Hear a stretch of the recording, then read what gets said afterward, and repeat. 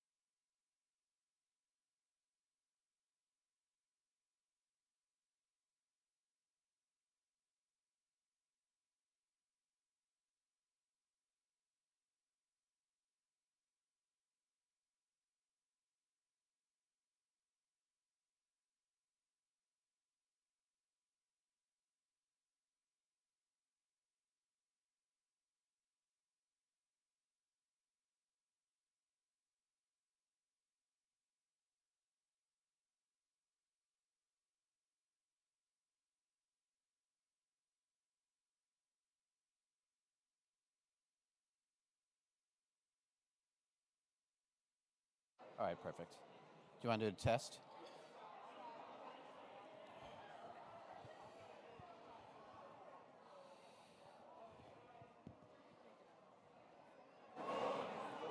Testing.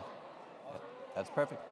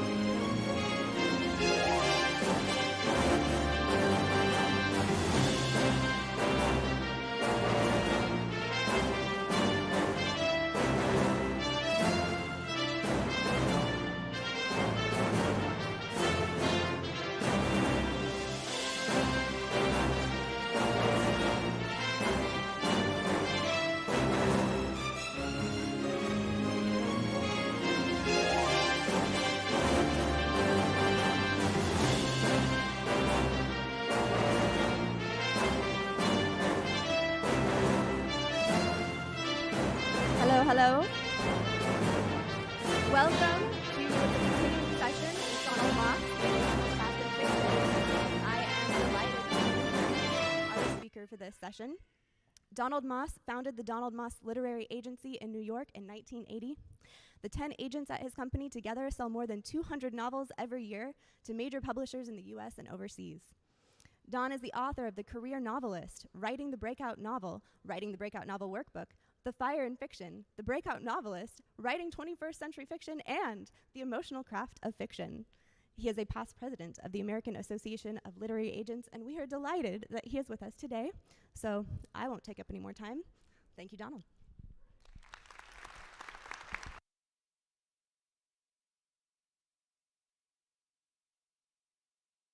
Thank you, Stephanie. Thank you to Railmakers, Scott, and everybody for bringing me here to Atlantic City to talk with you guys about the emotional craft of fiction. What is that, and why does it matter? Let me just framework the work we're going to do this morning, this afternoon, and again tomorrow. This is a subject that I've been working on for quite a while. There's a lot to say about it. There's a lot for you to do. I want to say first that this is a hands-on workshop. There will be writing. Good. Wow, nobody fell over. That's good. I like that. There will be writing. There will not be PowerPoint. There are no handouts. I don't believe in those things. I don't think we learn all that much from them. I think we learn by doing. So that is what we are going to do. The emotional craft of fiction. When we talk about emotions and fiction writing, mostly we have a conversation about showing versus telling. And it is how characters' emotions are conveyed on the page that we're concerned about for the most part. Conventional wisdom is that showing is better than telling, and that's kind of the conclusion of the conversation. But in studying it and in looking at the psychological research about entertainment, about writing and other forms of entertainment and their effect on audiences, what I came to understand was that what characters feel and what you report or show, characters feeling on the page, has nothing whatsoever to do with what readers are experiencing. That is not, it's not only incorrect, it's untrue. In fact, it's completely and utterly untrue. Readers are on their own emotional journey through your story. They're having their own unique experience, every one of them. Now, you can prove this to yourself pretty easily by taking a look at comments that readers post on Goodreads or Amazon, let's say. Read the comments of a book that you have read too, or one of your own books, and you'll see that those readers are having very, very different experiences from each other. And the one that you had in writing or reading that book, sometimes those responses to a book are so wildly divergent, 1 star to 5 stars if nothing else, but the way people receive stories and how the experience they have is so different that you wonder, are they even reading the same novel? But they are. They're reading the same roughly 100,000 words that you or I have read, and yet their experience was completely different. Jim earlier told the story about his mother, who did not find the movie Dirty Rotten Scoundrels, which I thought was hilarious. She did not find it funny. Perfect illustration. Readers are on their own journey through your story. So, in other words, the job that we're going to be addressing for the next 3 sessions that I'm in charge of here is not to get readers to feel what your characters feel. Like there's some sort of Vulcan mind meld going on between those characters and your reader, that, oh wow, I become that character. I'm going through what that character goes through. That's not true. Your job, rather, is to create an emotional journey for your readers in the first place, to create an emotional environment, to stimulate readers' feelings, to stimulate readers' thinking, to give your readers an experience that's not the character's experience necessarily, although that is what you're reporting and that's what you're writing. Now, what causes readers to have an experience as they read? What are the factors and elements on the page that produce that engagement on the part of readers? You know, when we read, we fall into kind of a semi-dream state, right? We sink into the world of the story. We are imaginatively there. We visualize it. We go along with it. The world around us, the room around us fades away, and we become participants in a way in that story. We're there. How does that happen? What are the factors? That's what we're going to be working on over the next little while. Now, I want to start with a big caution, because the work we're going to do is going to take us to a place that is, for many of you I know, is going to be a little bit uncomfortable, maybe even a little bit fearful, to hark back to what Jim was saying earlier this morning. Because the experience of a novel is not just the events of the story. It's not just what happens, the plot, if you will. It is not walking through the story with characters to see what they are doing, to see what they are seeing, to hear what they are hearing, and all the other senses that are involved. Those are all good things, but the experience of a story is much more than that. It's what we feel. It's how we're provoked. It is non-material things, things that are not seen, not heard. It's what we experience entirely as we're reading, just like in life. If I ask you, how's life been going for you recently? Do you tell me, well, this morning I got up and I drove to where we have met here, and the sky was kind of overcast, and I walked from the parking lot in here, and I sat down, I had my coffee, and then I saw you over there, and I came over, I introduced myself, we're talking now. That's how my day is going. That's not what you're going to tell me, right? I mean, you could, and I'll nod politely, but that's not your experience of the day. The experience of the day is non-material. It's something that is inside only. It's not something you can report like you have a video camera, a body cam following you around all day. That's not what a story experience is. It's the other non-material things, like when I got up this morning and the sky was overcast out my window, I was worried. I was worried that I was going to be late, but I was even more worried that I would be on time. Because what I was going to do that day was scary. And then I got there, and there was this guy who I had heard of. I had read his book, and I was afraid to talk to him, talking about fear. But I remembered something Jim Rubart had said, and I decided to flip off a cliff. By the way, don't do that, okay? He tells us that he actually landed in the water, feet down or something, and it doesn't always go like that. Just so you know. Anyway, no, and then I went up to him, and he was really nice, but then I noticed I was telling him, he asked me a perfectly innocuous, how are you kind of question, and then I noticed after about 30 seconds that he was nodding kind of vacantly at me. In other words, it's the experience that you're having inside, the feelings that you're having, the way things are going, what you're going through is as much a part, it is the story.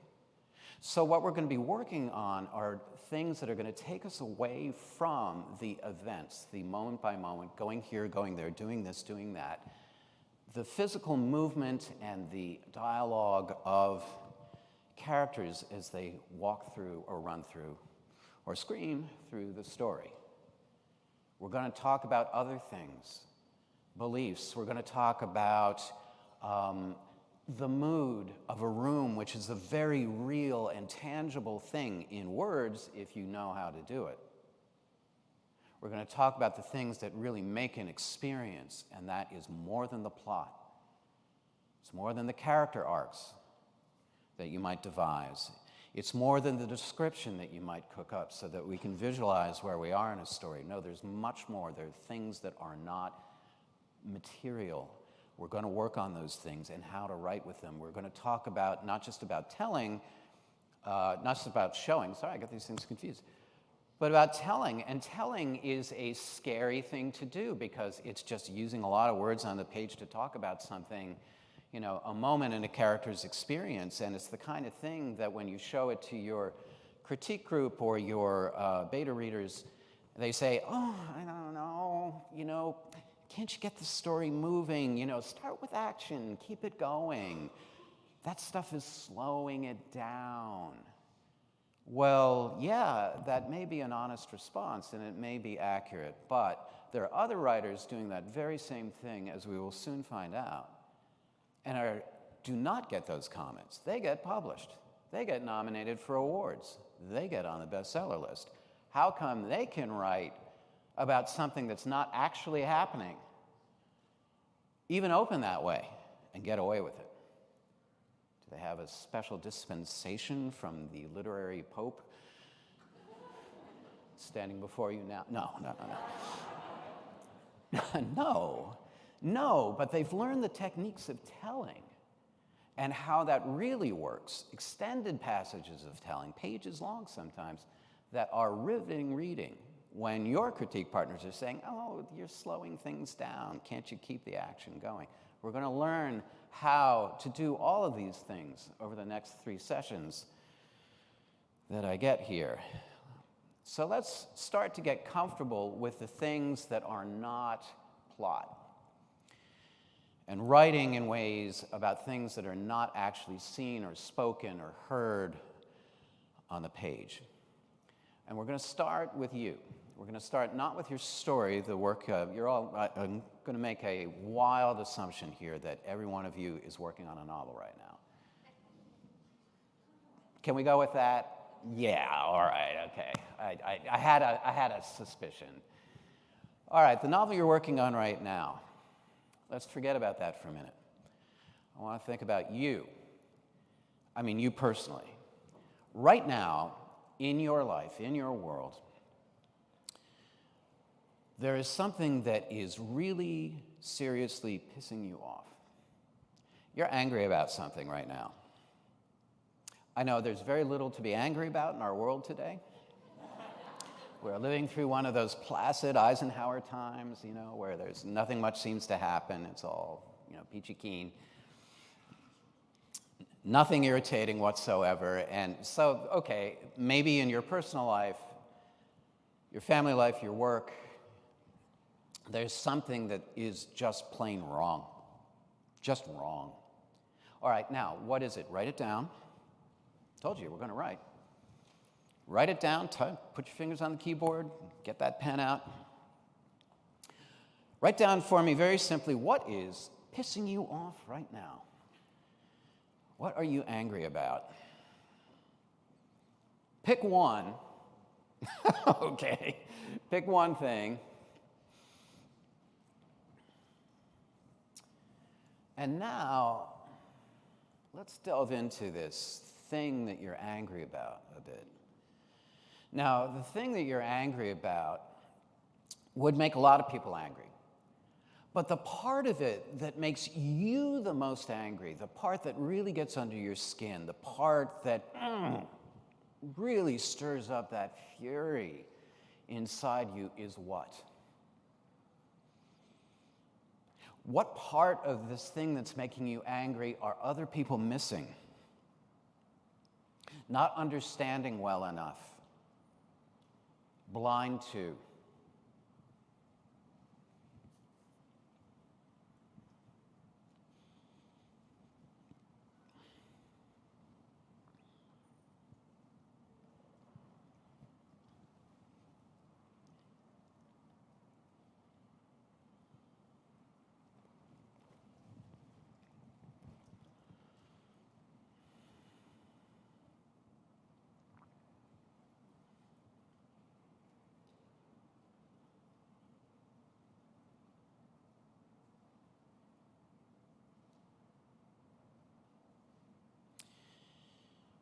When something is wrong, typically somebody is getting hurt. There's a violation of some kind. But who is getting hurt in your mind, in your observation, that other people aren't seeing, other people aren't getting, that what you're angry about is affecting others in a way that isn't apparent to most people, or even people that others are overlooking? Who's getting hurt? Who's getting hurt in a way we don't see?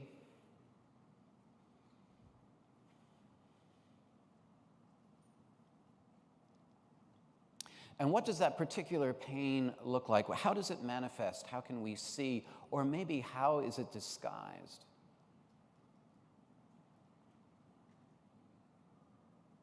Because, people do try to hide their pain.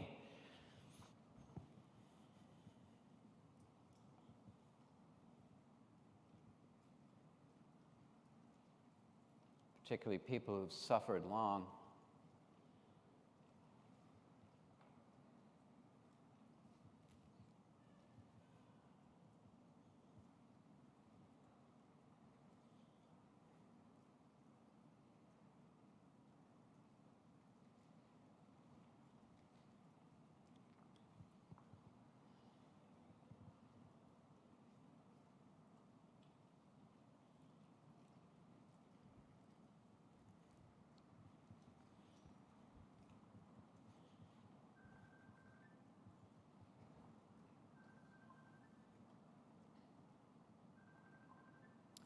That's God dialing in to talk to me about something here. Giving me a little correction, probably. Don't you hate it when your phone won't turn off?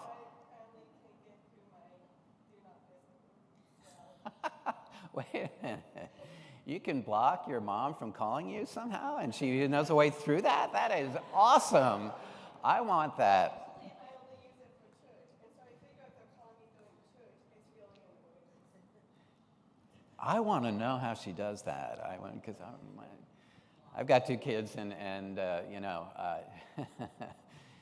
gee, somehow they managed to turn those phones off at really interesting times of the day, like 11 at night, and I'm like, wait a minute.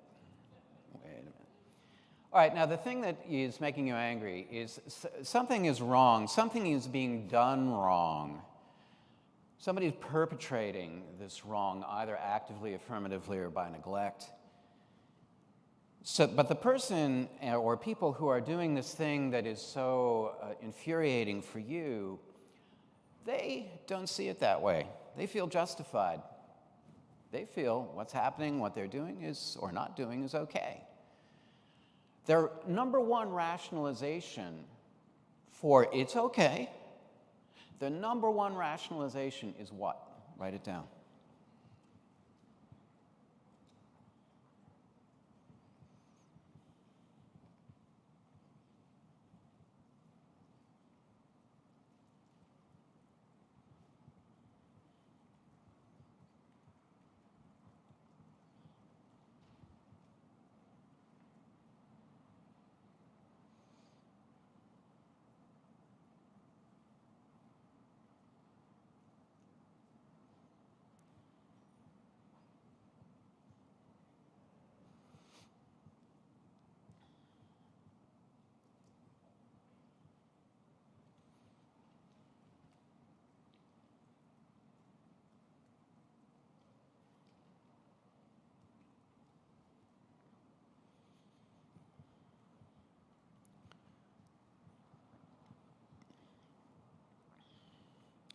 Now, the counter-argument, or the thing that these individuals who are doing the wrong are getting wrong, the way in which they are absolutely, positively, 100% stupid, evil, completely missing it, is what? the one thing that they have in their minds, that they have in, or don't have in their hearts, the thing that they lack is what? They're missing what?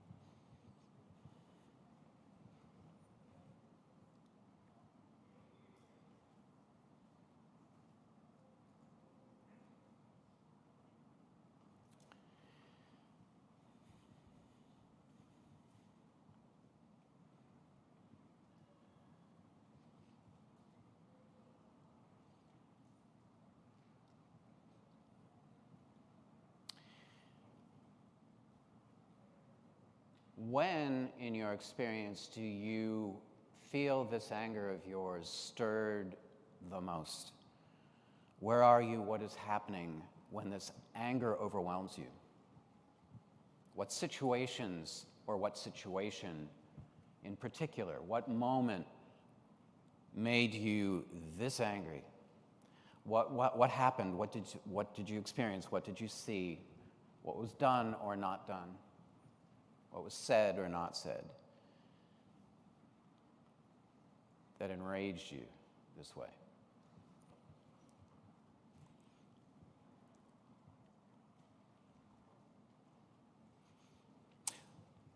Add to that, what does it feel like to have this feeling, this particular rage or fury that you've got?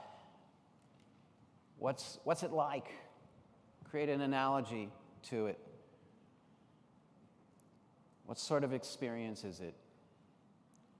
Is it like drowning? Is it like falling from a plane without a parachute? Since that happens to us so often. Thank you for laughing. You're the only person who got that.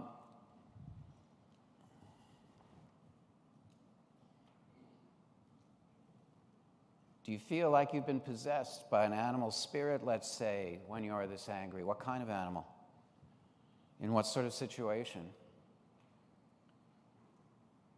Are you a grizzly bear, but not just a grizzly bear, but a mama grizzly bear with a little cub grizzly bear? Cute little innocent, vulnerable, 600-pound grizzly bear baby.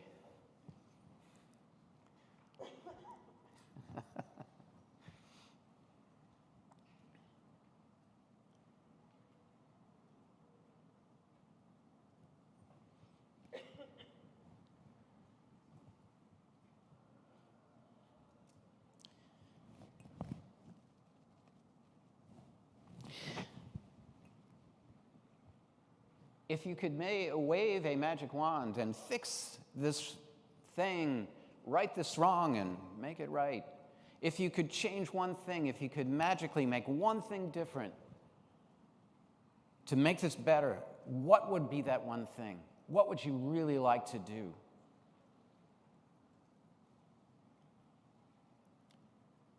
And or, what would you really like to do to the people who are doing wrong? What would you like to do to them? Let it all hang out. This is a writing workshop. Nobody's looking at what you're writing down right now. Go ahead. What would you like to do to them?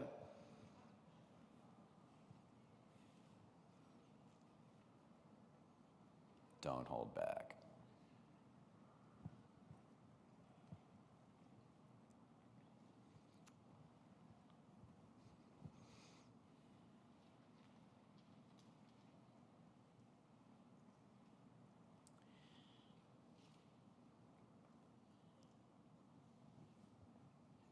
And finally, what you would like to do to fix this, or at least strike back or punish or change those who are doing wrong. That's not going to happen. What's actually going to happen? What's the real outcome going to be, do you think? And what are you actually going to do with respect to this wrong, this thing that is making you so, so angry?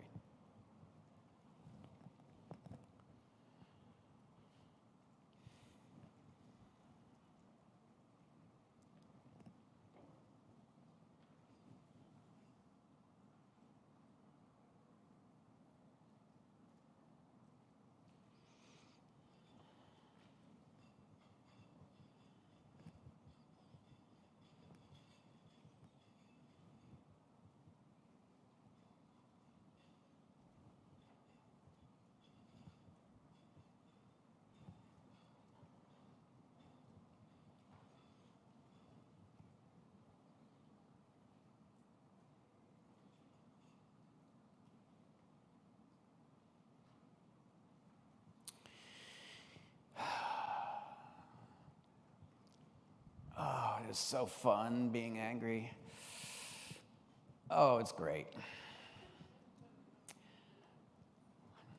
The fun isn't over. Here's what we're going to do next. I'm going to set my watch here for 5 minutes. Oh, no, maybe on my phone. It's even better. And what I'd like you to do next now is to write a paragraph, as long as you want, about your anger and the thing that's making you angry. But draw on the notes that you've just made, the different ways in which you have explored this anger of yours. You're not just angry, you're angry about something, a very specific part of this issue, whatever it is you're looking at. You're angry about the principles involved and what people don't see. You're angry enough to do something to someone else, but it's not going to go like that. It's going to go a different way. Use all of that and pull it together in a paragraph for me in which you rant. Just rant. You think you can do that for 5 minutes? I don't think that's enough time, actually, but go ahead for 5 minutes. Rant, drawing on everything you've written down. Write it out in a paragraph so that I can experience your rage.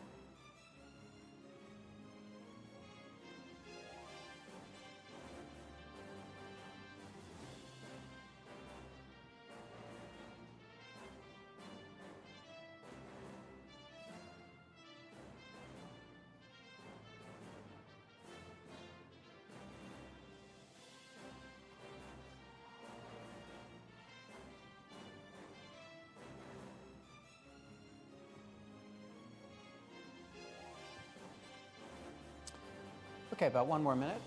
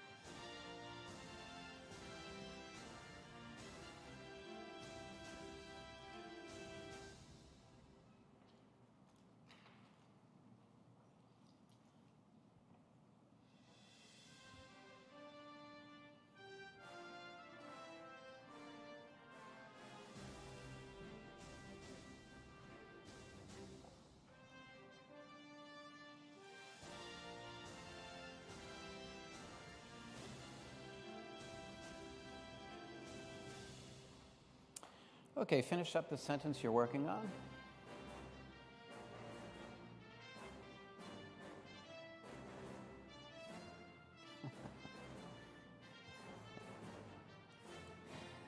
And let's stop here, at least for now. Really never enough time when you're angry, is there?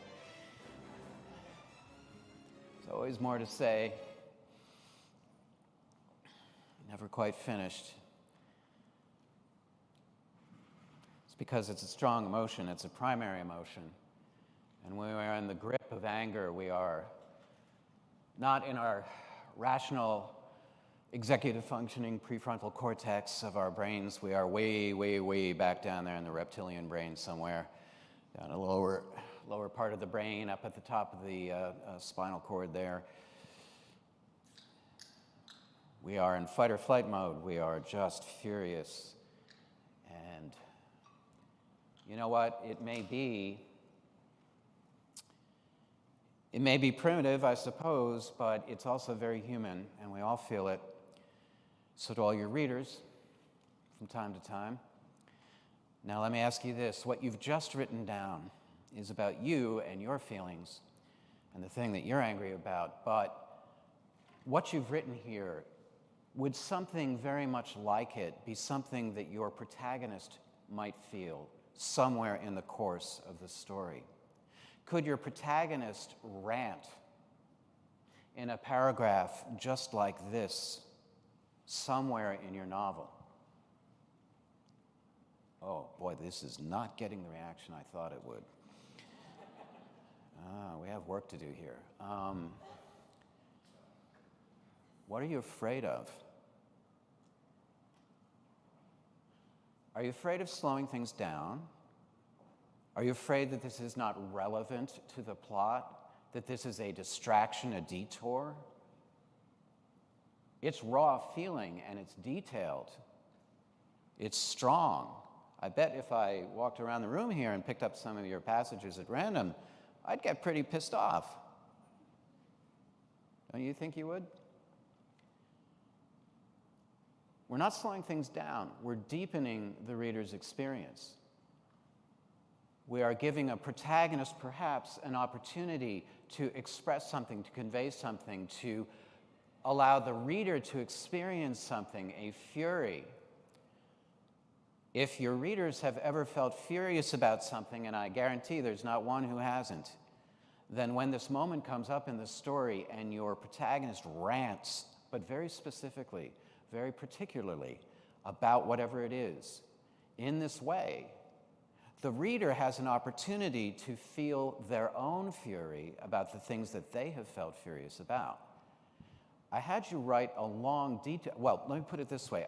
You could, in that moment in your manuscript, write, and maybe you have, write, he saw thus and such happen, heard thus and such said, and it made him furious. You could just write that, or him or her furious, and that would cover it. That would mark that moment in the story. It would handle the emotional moment. But would the reader feel anything? No, right. No, the reader wouldn't. Only when you give the reader an extended opportunity to experience something like this, you give the reader time, in other words, to summon their own fury. In a sense, to do what actors do when they use, things called sense memory and so forth, to bring from their own lives and experience what a script needs at a particular moment, in a particular scene. You're giving the reader an opportunity to have their experience of fury. It's not going to be the same as yours, it's not going to be the same as mine, but they're going to feel furious because you've given them a lot of specifics to respond to. If you told me your story and told me while you're angry, at first I would probably nod politely, but after a little while I'd start to go, yeah, damn, yeah, darn right. No, give me that rifle. Hey, that's wrong. That's just wrong. Or I might be the guy you want to shoot. I don't know. But the point is, who knows? Point here is that when we go deep into a moment that is non-material, but we do it in detail, we do it sometimes at length. When we just don't skim over the moment, oh, he felt rage, he felt fury, we give the reader the opportunity to experience that feeling. Ooh, ah. Don't be afraid of it.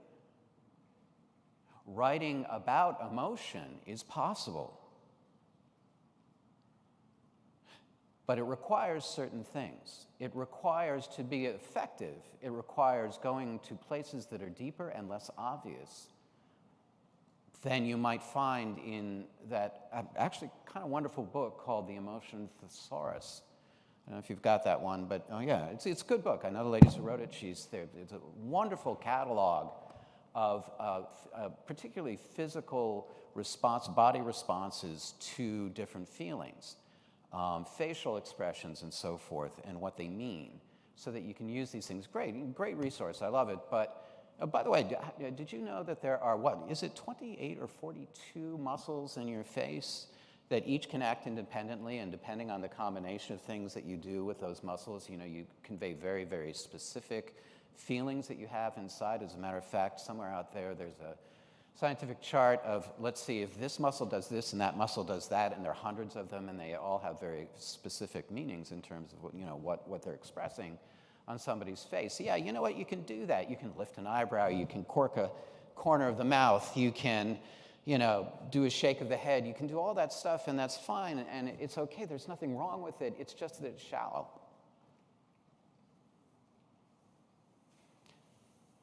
The experience that we want readers to have is not a light skim the surface shallow experience. We want them to really, truly, deeply experience the story. Okay, all right. I think I may be hopefully starting to make my point here, and if I am, go ahead.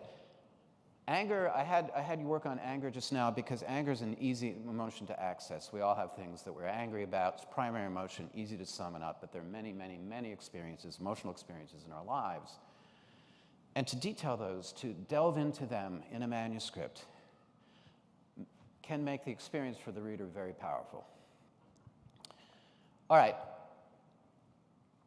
What we're talking about here, too, is fearful in a different way. When you are oriented to a story primarily in relating what happens, primarily in terms of the plot, if you will. Particularly if you are the kind of writer whose imagination works like a movie. Do you see the story unspooling in front of you in your head? Many, many writers do.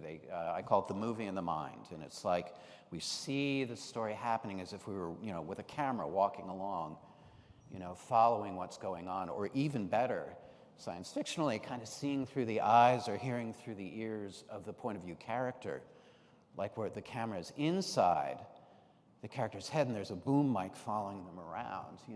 It's what we call close third person point of view, which is the immediate and only the experience not the experience rather, but the sights and sounds that a point of view character would have. And all that's fine. There's nothing bad about close third person point of view and visual narration showing us what would happen here and what would happen next and what would happen after that, what we would see through the camera, through the eyes, through the lens. There's nothing bad about that. It's just that that only gives us part of the story. There's more to it than that. There is, for instance, a narrative voice relating the story to us. Who is actually telling your story to us, your readers? Now, if you're writing in the first person, okay, fine, it would seem pretty automatic that the first person narrator is telling us the story, and that narrator's voice is automatically, de facto, the voice in the novel. And that's fine, and that's true. However, first person narrators tend to fall into patterns. They tend to narrate in a way that is comfortable, that's easy, and familiar. I mean, I really noticed this years ago when I was reading a lot of YA fiction, and snarky YA narrators were all the rage, and I think in a way they still are. Could that be because teenagers are teenagers? I don't know, but in any event, the snarky YA narrator was very authentic the first time, the second time. The fifth time, I was still kind of enjoying it. The 200th time, I was like, oh, come on.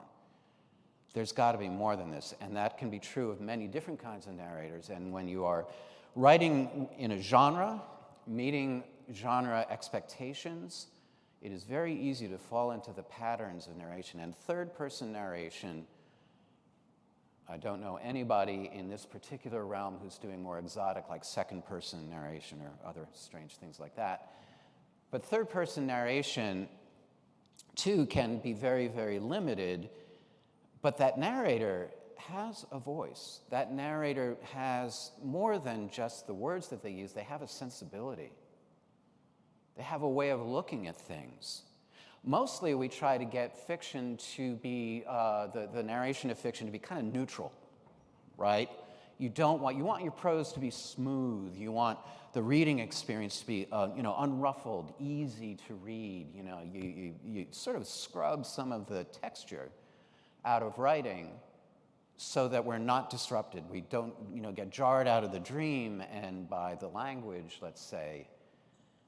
No, we want an easy reading experience, right? But that tells the narrator of the story, hey, stay out of the way. Leave your sensibility out of it. We're just going to show the readers what happens. That's all. And the narrative voice, though, is a strong, strong, strong tool that you can use. In fact, you can even open your novel, page 1, with nothing happening, but only the voice of the narrator telling us a tale, starting to speak, as it were, in a way that draws us into the dream. I can give you a really simple example of how this works. The best opening ever of all time, universal, it still works after a very, very long time, is 2 lines. It's these. Once upon a time, in a land far, far away. Are you ready? Yeah, right, of course, you're ready. I don't know what happens next, but the point is those 2 lines instantly bring us into that dream state, and we're ready for a story. Now, of course, that's because they're familiar from fairy tales and stories that were read to us when we were very little, parents by the bedside. I hope your parents read to you. Most parents, of writers did. And that's great. And so we have that warm, snuggling up in bed kind of feeling, and that's good. But there's more to it than that. Let's break those 2 lines down. First of all, once upon a time. It's a very sonorous line. It's very vowel heavy. There are really no harsh consonants in that line. Once upon a time. And notice the rhythm too. Ba da da da da. Once upon a time. We're lulled in by the rhythm and sound of those words. In a land far, far away. Now, why are there two fars in that sentence? There don't need to be. In fact, it doesn't need to be phrased that way at all. The lines could read, well, there was this time once when, in a place that was not really close to here, but kind of really distant, and that would say the exact same thing, but would it have the same seductive, dreamlike effect on us? No. In a land far, far away, we're in the rhythm of the voice of the storyteller. The poetry of it is pulling us in, and man, we're ready. We're ready for the prince, the sword, the dragon, the towers, the magic, the curses, the tests, the riddles. We're ready for all of that stuff. Once upon a time in a land, wow, 2 lines. Nothing is happening. There's no media res, there's no protagonist. There's nothing except the voice of the narrator. Now, let's break it down a little more, because these openings, around the office we call them voice openings, where nothing is yet happening, but we're still seduced into the story. We're still put into that dream state. How does it work? Let's break it down a little bit. I'm going to read you a passage. Gosh, I feel like we're in, is it just me? I feel like we're in Denver. I'm like gasping for breath. I don't know what's going on here, but here is the opening of a middle grade novel called Crispin, The Cross of Lead, by an author who goes by the name Avi. He's an American writer. I think he lives in Denver, actually. I'm not sure. Colorado, anyway. He has won multiple awards for his fiction. Crispin, The Cross of Lead is a historical story. It's set in England in the Middle Ages, I think actually specifically the year, 1377. This is a medieval world with a medieval worldview behind it. Crispin is well, you'll find out who Crispin is. Why don't I just read the opening? The day after my mother died, the priest and I wrapped her body in a gray shroud and carried her to the village church. Our burden was not great. In life, she had been a small woman with little strength. Death made her even less. Her name had been Asta. Since our cottage was at the village fringe, the priest and I bore her remains along the narrow, rutted road that led to the cemetery. A steady, hissing rain had turned the ground to clinging mud. No birds sang, no bells tolled. The sun hid behind the dark and lowering clouds. We passed village fields where people were at work in the rain and the mud. No one knelt. They simply stared. As they had shunned my mother in life, so they shunned her now. As for me, I felt, as I often did, ashamed. It was as if I contained an unnamed sin that made me less than nothing in their eyes. Other than the priest, my mother had no friends. She was often taunted by the villagers. Still, I had thought of her as a woman of beauty, as perhaps all children think upon their mothers. The burial took place among the other paupers' graves in the walled cemetery behind our church. It was there the priest and I dug her grave in water-laden clay. There was no coffin. We laid her down with her feet toward the east, so when the day of judgment came, she would, may God grant it, rise up to face Jerusalem. As the priest chanted the Latin prayers whose meaning I barely understood, I knelt by his side and knew that God had taken away the one person I could claim as my own. But his will be done. The opening of an award-winning historical middle grade novel. Now, let me ask you some questions. First of all, did you like that opening? Pretty good, huh? I mean, really lovely writing, yeah. And did you feel drawn into the story? Would you like to know what is going to happen? Sure enough. Are there any story questions or hints or promises that tell us, hey, wait a minute, and here's the question you need answered later on? Are there story questions like that? Well, let's find out. Let me ask you first, You can break all fiction down into, there are lots of ways to break it down by category, by genre, by lots of different things. But two of the main ways you can break a story down is a story is either about life or it's about death. Stories celebrate life and love, healing, wholeness, inspiration, or they celebrate death, they make us afraid. Mysteries, thrillers, horror fiction, oftentimes fantasy fiction, science fiction sometimes, remind us that we're mortal and bring us close to death. Now, Crispin, The Cross of Lead, would you say that this is a novel that now is going to celebrate life, or is it going to remind us of death? Which one do you think? Anybody going to say life here? Because then you're reading very different opening than I am. Yes, death. This is a somber, my gosh, this is a downer of an opening, right? Death. It's a funeral scene. Now, story question. I started with that. In all of that I just read, what are the questions or main question that you would like answered by the novel? There's something we don't know yet. And it's been posed already. What is it?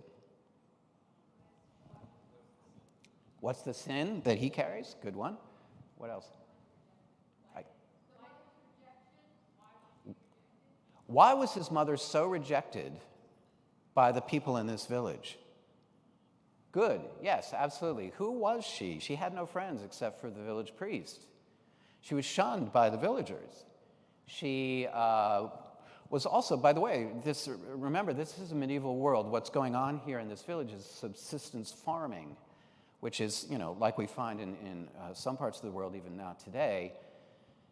And mostly the peasants at this point would be hardy people.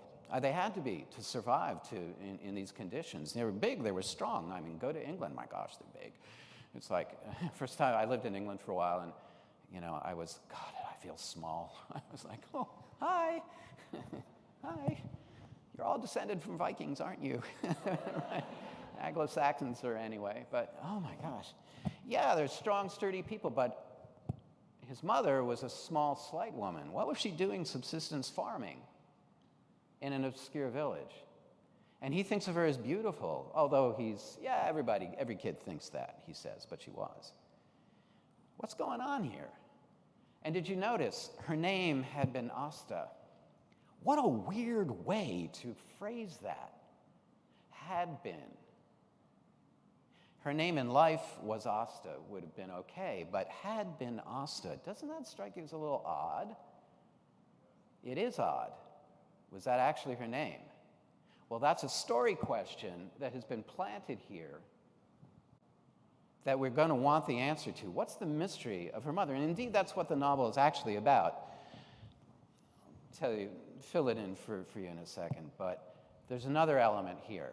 What would you say is the mood of this passage, of this opening passage, that Crispin is relating to us? What kind of mood are we in? Festive? Somber. It's a funereal mood, right? And the language of let's talk about the language. What kind of language would you say that Crispin is using to relate this situation to us? Is it Shakespearean? Forsooth, no. Is it Dr. Seuss? He didn't write an iambic pentameter. He wrote in some other meter. But anyway, no. Is it like that? Is it Dorothy Parker Whitty? Is it Lord of the Rings kind of language? No. What kind of language is it? Oh, come on, you guys. This is Realm Makers. This is an easy one. Direct, yeah, sure. Simple. Say it again. Casual.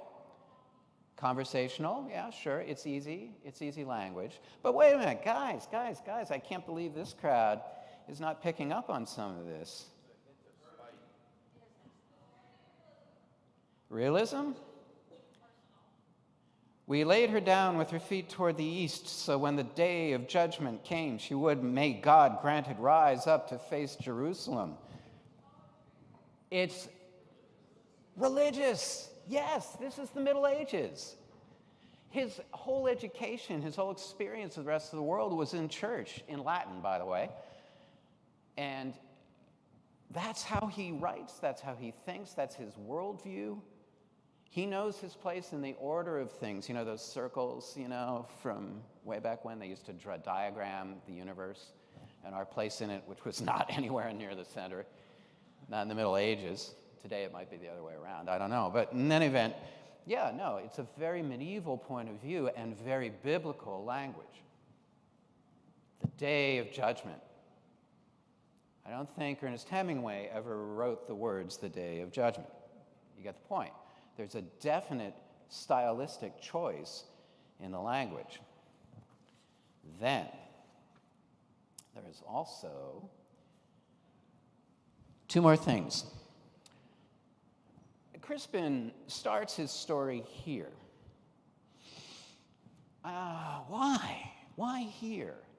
He could have started it with the next thing that actually happens in this story, which is that the estate steward, they're working land, it's a tenant farming kind of situation, and they're working the land owned by a great lord who's off on a crusade, but the steward of the estate is in charge, and he comes around to collect the death duty from Crispin. Now, Crispin and his mom were very, very poor, but they did have one thing. They had a cow, and the death duty, it turns out, is the price of one cow.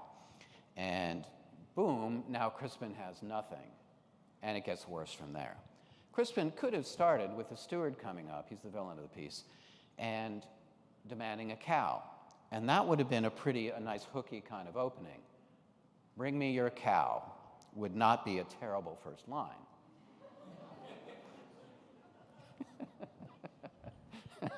Certainly attention-getting, right? Not too bad. Or he could have started the night before on his mother's deathbed and planted a story question there. His mother breathing her last breaths. Crispin, Crispin, come over here, come close to Mama. Crispin, before I die, there's one thing you need to know, son, and it's...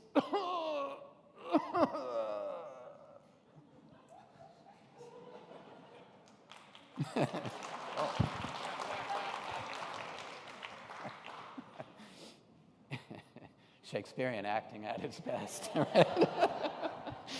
Oh, Lord. That's why I'm not an actor. Anyway, he could have started there, and the story question would have been right up front, but he starts with this somber, mud-laden funeral scene. Why? Wait a minute. Why does he start there? There is something that Crispin needs us to know. There's something Crispin wants us to understand. It's so important that we've got to start here. We need to know and grasp this thing before anything else, because the rest of the novel is not going to make a whole lot of sense until we understand what. He's alone, yes. It also is able to establish his relationship with the community along with his mother and the religious elements and stuff like that. It establishes, very good, it establishes his worldview, it establishes his relationship with the rest of the community, but especially it establishes his relationship with his mother. And the village dynamics. So the world is painted very quickly and well. His situation where he's on his own now is established. That's going to become important very quickly in the story. And then there's his mother. How did Crispin feel about his mother? He loved her. He loved her powerfully. She was the only other person other than the priest in his life. She was the figure in his existence. She mattered to him more than anything, more than anyone. And that is important because what he's going to do, the journey he's going to go on to find out the truth about her, who she really is, and why they were in these circumstances. Now, he's forced out of the village. long story, a price is put on his head, and he has to flee at great peril to part of the story why. But anyway, he has to go on this journey. Would any kid do that? Most kids would just kind of go 2 or 3 villages away, find some family to attach to. Yeah, marry their daughter, there you go. That's like a fairy tale. And that would be fine. That would be okay. That would be another kind of story. And no, he goes on a long, perilous journey to find out the truth about his mother. He would not do that if that woman did not mean that much to him. The urgency of this opening is you've got to understand what my mother meant to me. Otherwise, you're not going to believe anything else that I'm going to tell you about what I did and what happened. There's an urgency to what he's saying. And now, finally, would you say that Crispin, our narrator here, is weak, or is he strong? Strong. Most people would agree, I think, right? Now, his position, his circumstances are weak, but he himself is strong. He's alone, but he is strong. How are we picking that up? What is causing us to feel that way? Well, I don't know. Make up your own mind, but for me, it's that he is bearing up so beautifully and able to convey this very, very painful experience to us so eloquently. The language of this passage is very simple. He was an uneducated, illiterate kid. The only written words he'd ever heard were from the Bible. But still, look at the things that he has to say. We passed the village fields where people were at work in the rain and the mud. No one knelt. They simply stared. As they had shunned my mother in life, they shunned her now. Wow, the parallelism in that sentence, as they shunned her in life, they shunned her now. Man, this kid has an MFA in writing, I think, right? Gosh, really good, strong narrative work here. This writer, Avi, he's wrote sequels to this book. He's written many books, actually, a wonderful writer. Highly recommend him. But so we have here 6 elements. A choice between signaling to the reader this is about life or this is about death in some way. There's a story question. There's a mood and a deliberate choice of style. There's an urgency to what is happening here as the story opens, something that we really need to know. Not something we need to see happening, but something we need to understand. And there is a strength conveyed by this narrator. All right, now let's think about your novel in progress right now. Let's go to the time at which your story opens, not your current opening page, not what's happening as the story gets underway in your manuscript. Let's think about the day that the story starts and your protagonist on that day. First of all, is your novel going to fill us with fear and bring us close to death? Or is it a more life-affirming story? If you're writing a romance novel, if you're writing something more like women's fiction, if you're writing something inspirational, then you may be writing something that is more life-affirming than death-fearing, or the reverse. Which is it in your case?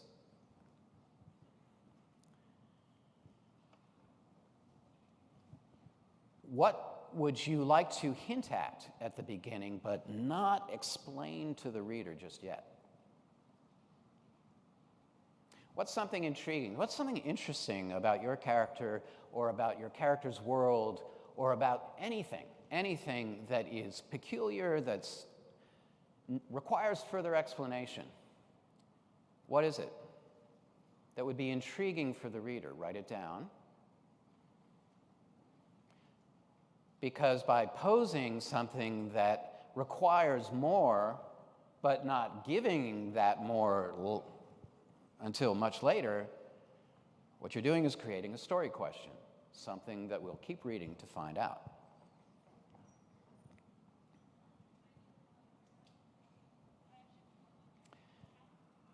What mood would you like your readers to be in as they begin reading? What mood do you want to capture? Do you want to cast a pall over your reader's dream? Or do you want your reader to feel like dancing a happy jig? Does anybody dance a jig anymore? I mean, that's kind of, I guess there are people who do that, right? Clog dancers. And, oh, yes, and about 5,000 little girls down in the hallway downstairs.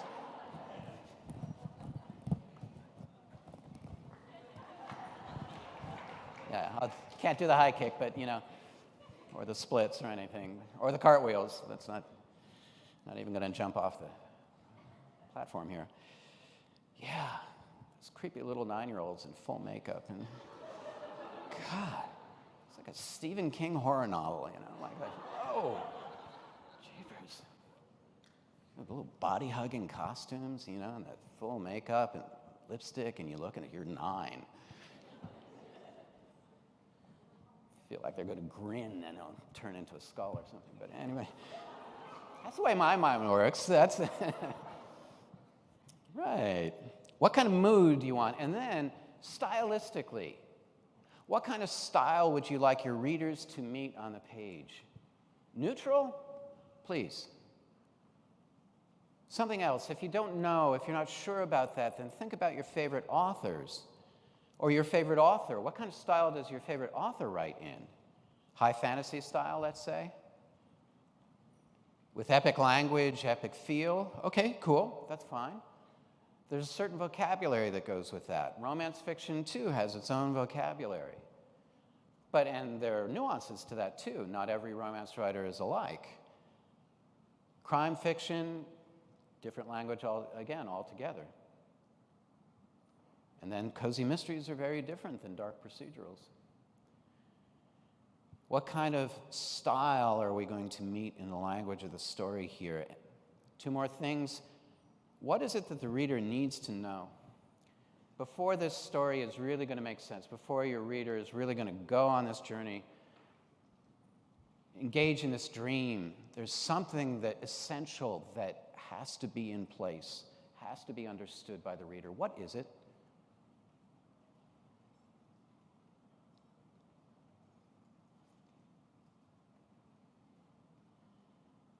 Call it motivation, maybe? What drives a character? What bothers a character? What is true about the world of this story that's not true about other worlds, other places? You said a story in Atlantic City, and man, I got to tell you, it's not going to be like any other story. There's something we got to know about Atlantic City. Atlantic City is 2 things. It is the unending, never sleeping nighttime of the casino. And 100 yards away, with no transition whatsoever, are the marshlands and the waters of the Atlantic coast. Inside, it's all bright lights and flashing machines designed to take your money. You walk 100 yards away, and you're 30,000 years in the past. That's Atlantic City. That and the fact that there's no good coffee. I'm kidding.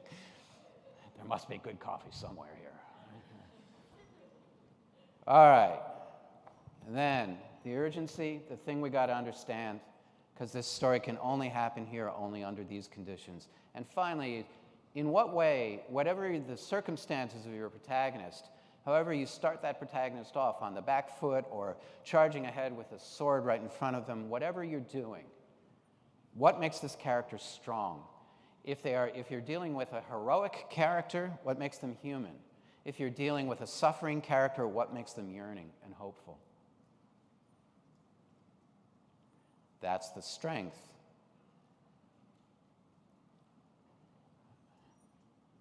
All right, now, we're going to try something here. A little bit of writing, and I want to preface this by saying I am not telling you right now to abandon your first page. Your first page, it's really good. You like it. Your critique group likes it. You spent a long time on it. You polished it up. You got the right hook there. Yeah, okay, I'm not telling you, get rid of this opening. Nope. But I am asking you to try something. I would like you to take the next, or we'll give it 6 minutes now, maybe 7, and write for me what your narrator, whoever that is, if it's you, if it's an actual narrator in the story, a sidekick kind of narrator like Nick Carraway in The Great Gatsby, or if it's a first-person narrator, what are the things that this narrator wants to convey as the story starts? Not the things that are happening, but the things that signal that this is going to be a tale about life or death. It's going to intrigue us a little bit with a question we don't know the answer to yet, in a language, creating a mood and using a language that delights us, or at least challenges us, at least seduces us into the dream. There's the urgent thing that we need to understand, not what's happening, but what we need to know, and some way in which we will know that this main character we're reading about, if not the narrator, is strong. Strong, good, worthy of our attention. All right, 6. I'm feeling really generous here. Maybe 7 minutes, if it's going well. Write out a passage in which your narrator simply speaks to us about the tale that we are about to read. Write it out in a passage, starting now.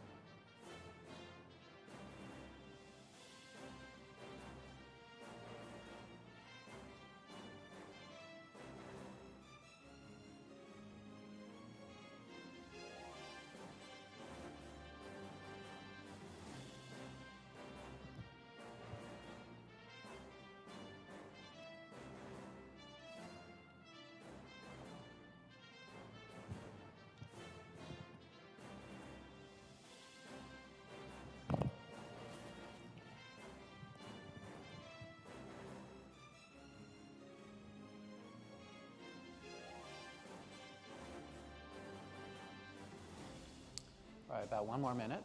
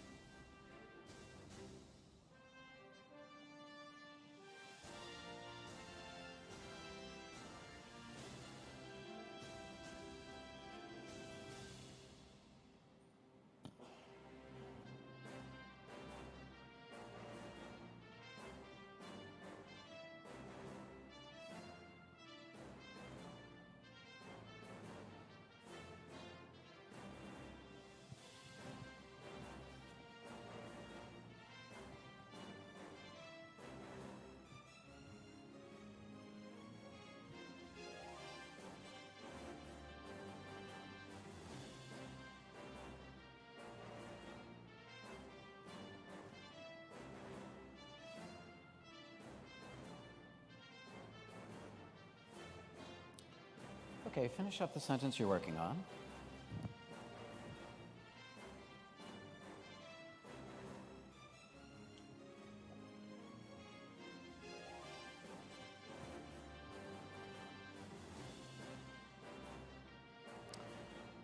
And let's stop here for the time being. You can certainly work more on this later if you like. Now, let me ask you, what you're writing right now, how does it feel? Do you like what you're writing? Feels strong? For many people, that is true. Does your novel open in such a way? Oh, wait. Not so much. Could it? Well, others have. You could too. The power of the narrative voice is considerable if you know how to use it. And when that narrative voice has a purpose on the page, it can grip us, it can pull us into that dream state, it can frankly break a lot of storytelling rules, or what we imagine are the rules.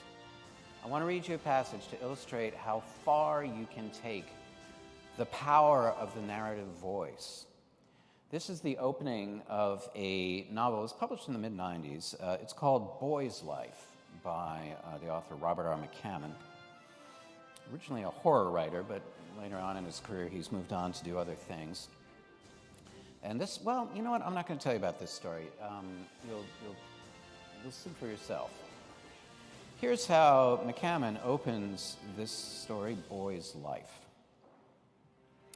I want to tell you some important things before we start our journey. I lived through it all. That's one problem about relating events in the first person. The reader knows the narrator didn't get killed.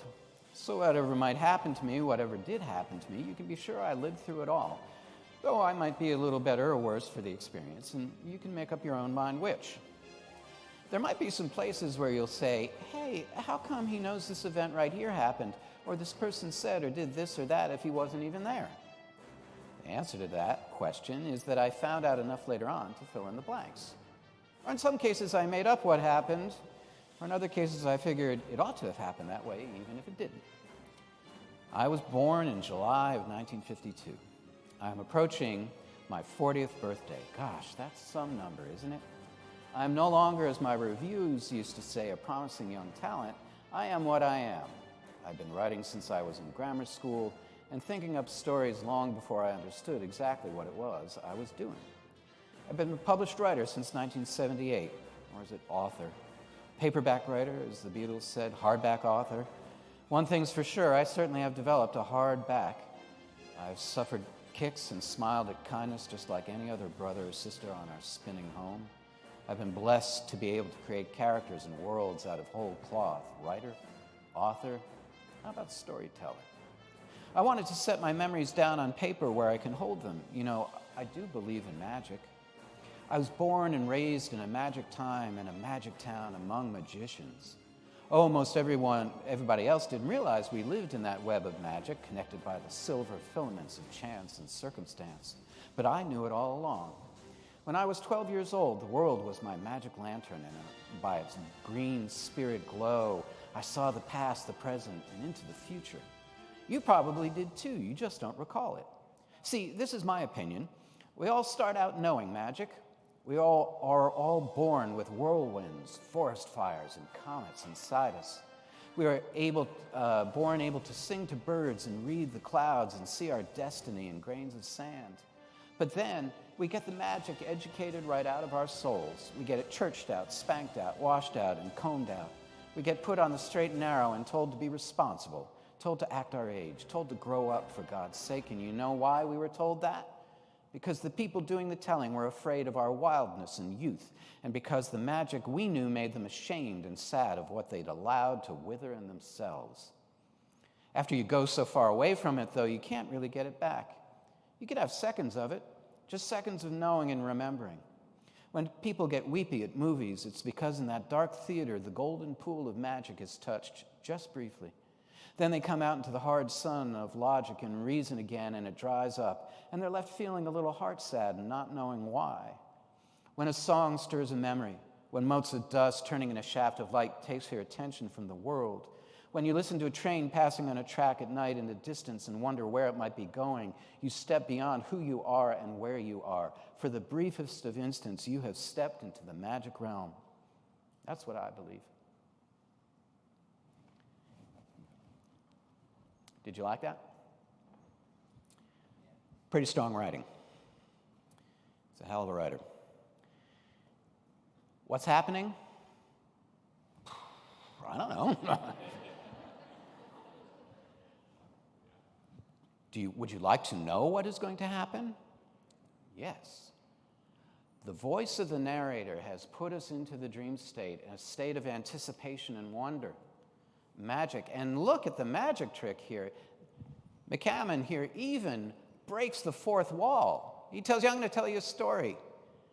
I lived through it, so don't worry. I'm not going to get killed. And by the way, I made some of it up. He breaks the fourth wall, tells you, I am telling you a story, and you're going to question what I'm doing. He even does that. I mean, it's like Penn and Teller. Hey, we're going to show you how this magic trick is done. And then we're going to take away the thing that makes it work, and we're going to do it anyway. Whoa. How does it work? Why does it work? What's it doing there? Well, exactly the things we were talking about. Is this story, Boy's Life, going to be a story about death or about life? He starts off about how he lived through it all. What are the story questions? That's a tough one in this passage, I think. What don't we know yet? Well, there's a lot of things we don't know, but what is the urgency? What is the urgency? What is it the narrator of the story here really need us to understand, really need us to get? Say it again. The world is magical to a 12-year-old. You got to remember that. You got to know, you got to understand that I'm coming at the story that I'm telling you from the 12-year-old me that knew everything was magic. It was incredible. And if you don't understand that, you're not going to get it. But you got to know that. And we all have that. Well, most of us have kind of let it go. But it's there. That's the urgency. And boy, does he convey that with urgency, too. What kind of language would you say this piece is written in? What sort of style have we got going here? Shakespearean? No. Conversational, sure. Biblical? No. Is it fantasy language? Maybe. Storyteller's language? Sure, I'd say that. That's okay. Rural. Now you're onto something there. Would you say that this folksy tone that he's got going here, doesn't it sound to you kind of Southern? Yeah, McCammon lives in Birmingham, Alabama. He writes Southern stories when he's not writing fantastic fiction. And yeah, it is a very specifically Southern story about a Southern childhood. 4 friends, find a body. Yeah, sort of, yeah, I know. Sort of like Stand By Me, based on a Stephen King short story. It's a coming-of-age story. What he needs you to know is that we were full of wonder, but we are going to lose it. The story questions what's going to happen. Going to lose that innocence. But you got to remember it. You got to remember it. It's going to get churched out, spanked out, combed out of you, but you got to remember what it was like, and that's why you're going to read this book. Not for the mystery of the body and what happened, because that's not what it's about. It's about something else. Okay, so you can see, so far, I hope that storytelling is not just about relating what happens. There's more to it than that. It's an experience for readers. And that experience is created by more than just what happens in the plot, more than just characters walking, running, or dancing through their days. It's the whole experience. And when you understand the power of narrative voice, when you understand that what characters go through can be many, many different things, experiences of so many other things, the mood of a room, what it feels like to enter a place that you've never been in before, what that does to you, how it transforms you, relationships with other people and how they change. Those are non-material things that do not advance the plot, but they enrich and deepen the story. Those things are as important to write about as anything. There are many, many, many fit subjects for the page. Objects. Shoelaces. Oh, no, I just happened to look down. Shoelaces can tell you so much. There's a whole story in the shoelaces on somebody's shoes. Don't you think? That's not telling me much of a story right now. Those white sneaker shoelaces. Until I tell you that these are new white high top, by the way, high top sneakers. It's like only the 3rd time I've worn them. But I'm wearing them, and I purchased them, and I'm wearing them, and they look kind of shiny and white and clean not because I'm that kind of guy, but because my son told me to get them. He said, Dad,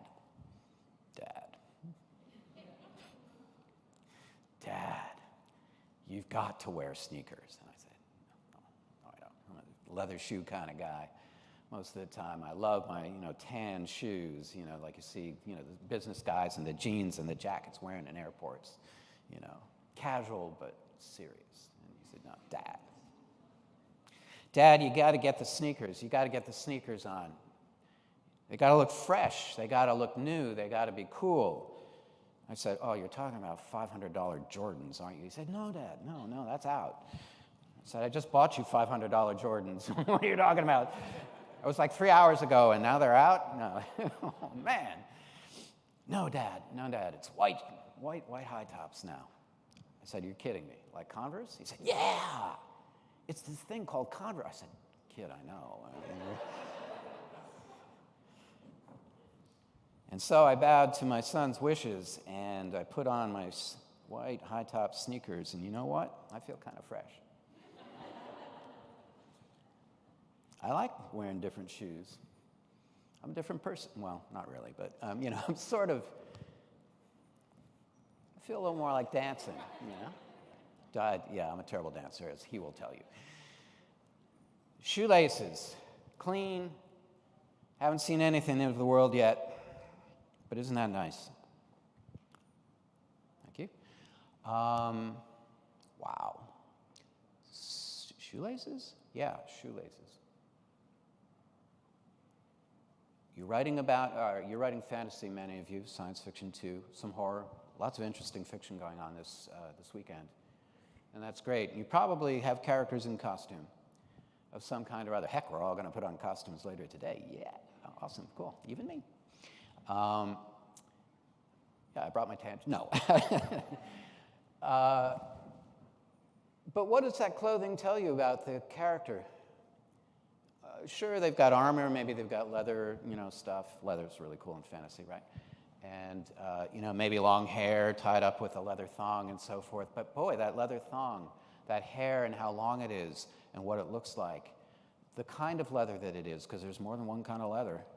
All of those things can signal and convey things about characters that your point of view character will observe and notice that the rest of us might miss. As we go forward with these sessions that I'm conducting here about the emotional craft of fiction, we're going to get into the specifics of how we create, using all these tools we've got to create a full, rich experience for the reader, an emotional experience, the emotional journey of the story.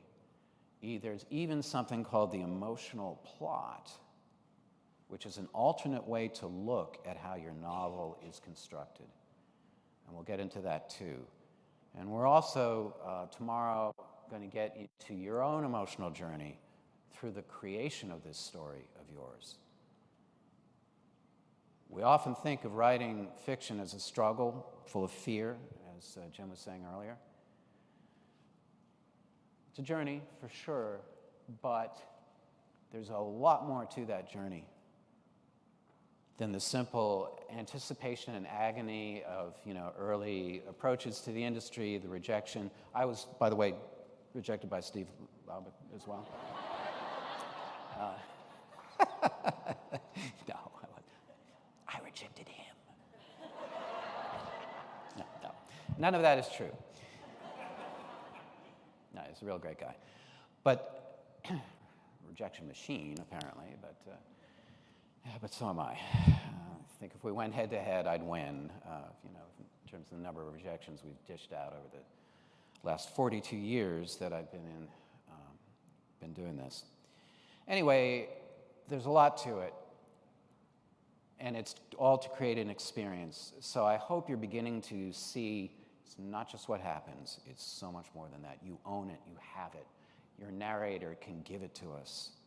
You can give it to us. You've done some of that already. There's a lot more you can do. We have a little time left for questions.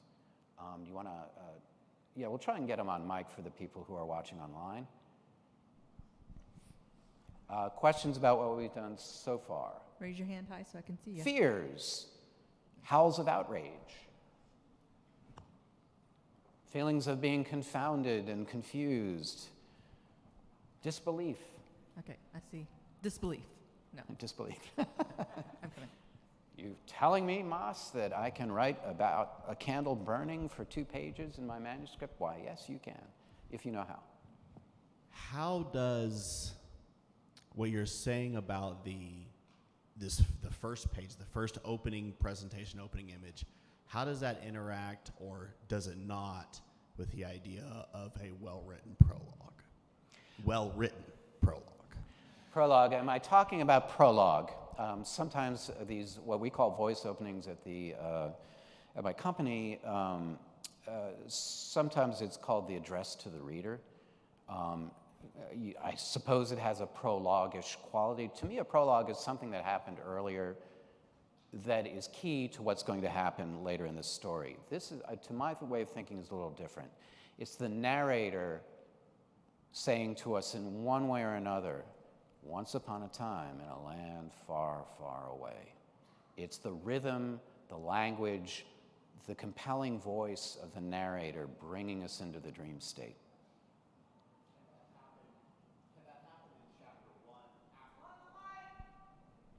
I'll repeat the question. Can that happen in chapter 1 after the opening?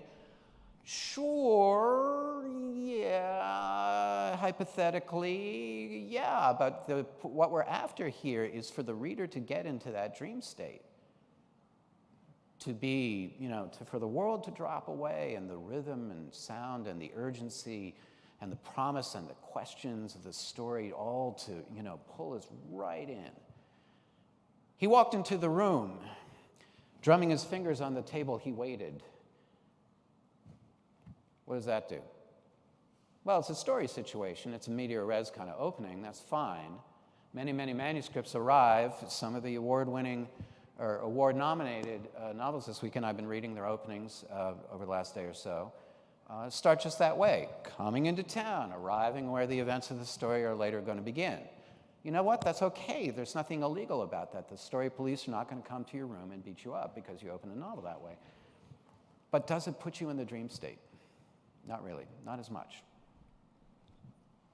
Okay, Hope that answers the question. got another question here. Okay, another question. Yeah, please.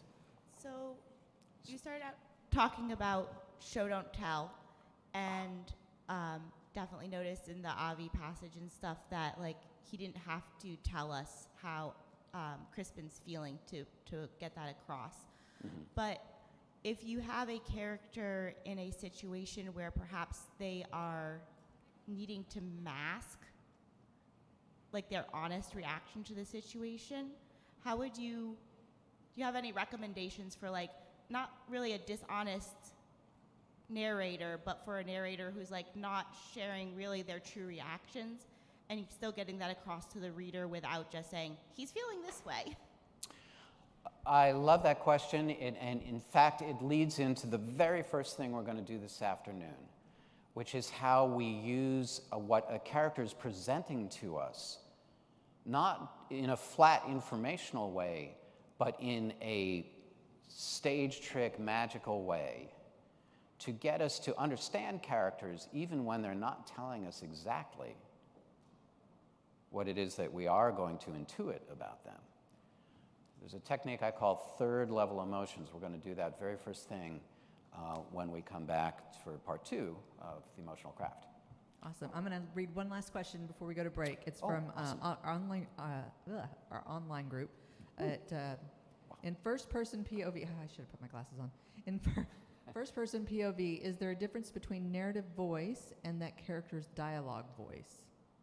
Is there a difference between a narrative voice and a character's dialogue voice if you're writing in the first person?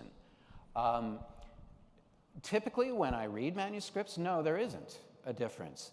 Could there be? Should there be? There certainly can be. The character who speaks one way to other people, let's take, we're going to be a little stereotypical here.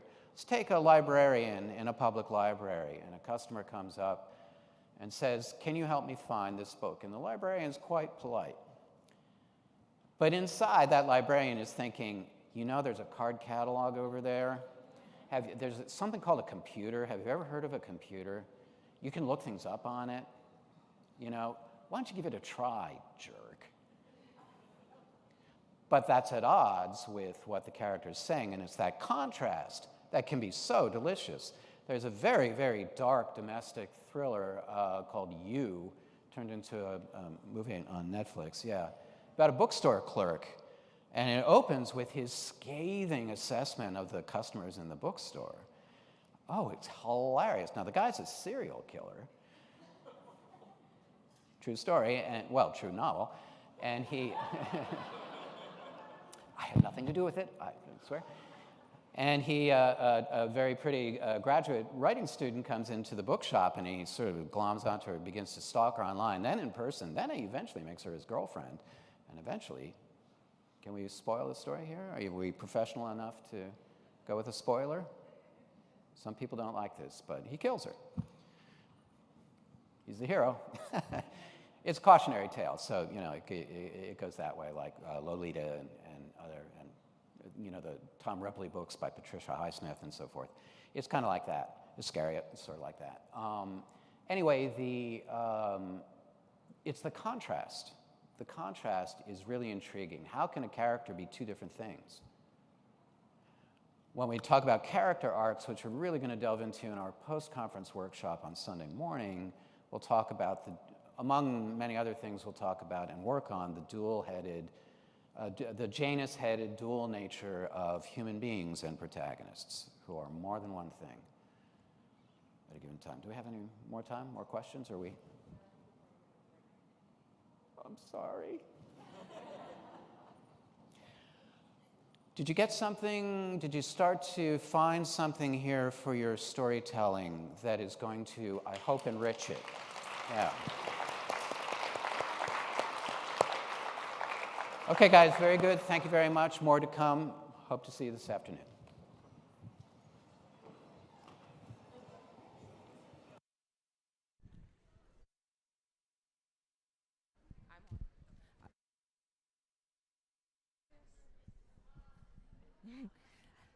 As you're on your way out, if you can spread the word to folks, I didn't make this announcement this morning, when you come